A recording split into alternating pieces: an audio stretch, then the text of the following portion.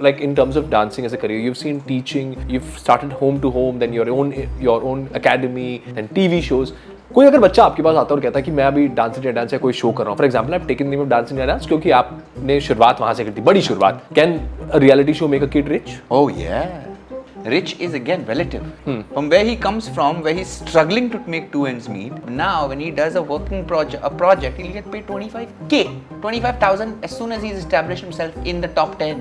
Forget even winning. He can charge that, especially in the running. He'll always use that name for the next 5-6 years. He has to make his money and get out before people forget it. So it's a short-lived life, but it's a great upstart. It's a great jumping board.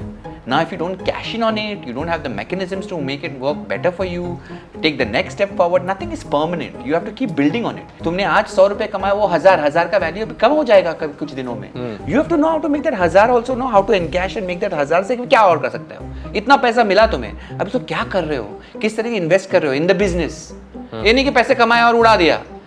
Again, reinvest in the business so it can make more money. And more money. Then again, one part of it for your good, for a better lifestyle, and one part for reinvesting in the business. That is what I have done in my life.